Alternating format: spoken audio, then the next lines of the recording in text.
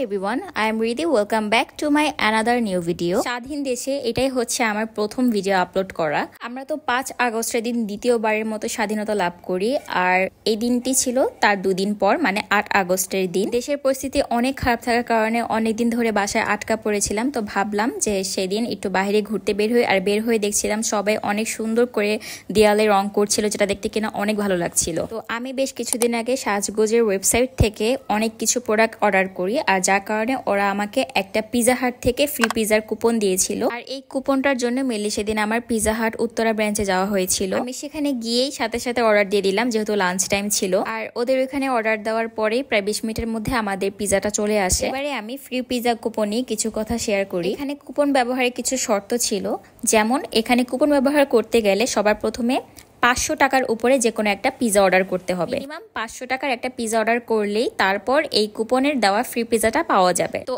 আমরা এখানে ওদের ক্লাসিক আইটেম থেকে একটা মিডিয়াম সাইজের স্পাইসি চিকেন পিজা অর্ডার করেছিলাম, যেটার দাম ছিল 530 টাকার মতো। আর এই পিজার বিনিময়ে আমরা কুপন দিয়ে একটা ফ্রি প্যান সাইজ পিজা পেয়ে গিয়েছিলাম। এখানে আমি প্রথমে ওদের মিডিয়াম সাইজের যে স্পাইসি চিকেন পিজাটা ছিল সেটা খাচ্ছিলাম।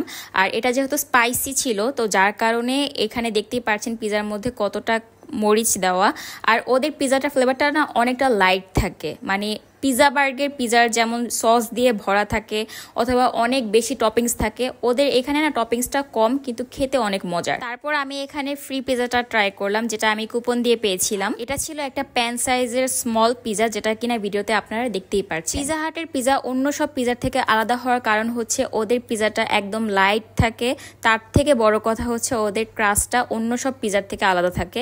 ওদের ক্রাস্টটা অনেক সফট আর ক্রিস্পি থাকে, যার কারণে খেতে অনেক ভালো লাগে। আর এখানে মিনি পিজাটা খেতে আগেটার মতোই ছিল, মানে আমি দুটার মধ্যে তেমন কোনো ডিফারেন্স পাইনি। টেস্টের দিক দিয়ে সেম হলেও ক্রাস্টের দিক দিয়ে একটু ডিফারেন্স আমার কাছে লেগেছিল, কারণ মিডিয়াম সাইজের পিজার ক্রাস্টটা অতটা ক্রিস্পি ছিল না, যতটা কিনা ছোট সাইজের পিজার ক্রাস্টটা অনেক বেশি ক্রিস্পি ছিল। কেউ যদি বেশি মশলা আর বেশি অয়েলি খাবার খেতে পছন্দ না করেন, তাহলে আমি আপনাদের রেকমেন্ড করব আপনারা এখানে এসে পিজা ট্রাই করে দেখতে পারেন। আর সত্যি বলতে আমার দিক থেকে ওদের পিজাটা আমার কাছে অনেক ভালো লেগেছে, কারণ ওদের ক্রাস্টটা অনেক ক্রিস্পি ছিল আর ভিতরে অনেক সফট ছিল।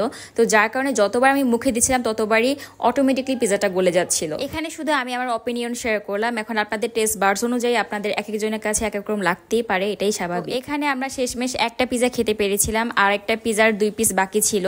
কোনোভাবে আমরা শেষ করতে পারছিলাম না। তারপর সফট ড্রিঙ্কস খেয়ে একটু রেস্ট নিয়ে আস্তে ধীরে সব হজম করছিলাম আর কি। তো এখানে বসে কিছুক্ষণ রেস্ট নেওয়ার পর আমরা বাসা উদ্দেশ্যে রওনা দিলাম। আর বের হয়ে দেখি আশেপাশে আকাশ পুরো মেঘলা হয়ে গিয়েছিল। সবকিছু স্বাভাবিক দেখে অনেক ভালো লেগেছিল। স্পেশালি বেশি ভালো লেগেছে যখন স্টুডেন্টরা নিজ থেকে সবাই ট্রাফিক কন্ট্রোল করছে। আর সবকিছু দেখার পর এই জেনারেশনে নিজেকে একজন স্টুডেন্ট হিসেবে আরো বেশি গর্ববোধ হচ্ছিল। সর্বশেষ একটা কথাই বলবো, স্বাধীনতা অর্জনের চেয়ে স্বাধীনতা রক্ষা করা বেশি কঠিন। তাই এই স্বাধীনতা রক্ষার জন্য আমাদের প্রত্যেকেরই উচিত নিজ নিজ দায়িত্ব থেকে দুর্নীতিগুলোকে দমন করা। আজকের এই ভিডিও এই পর্যন্তই। আশা করি সবার কাছে ভালো লাগবে, এন্ড ভালো লাগলে অবশ্যই আমার চ্যানেলটি সাবস্ক্রাইব করে দিবেন।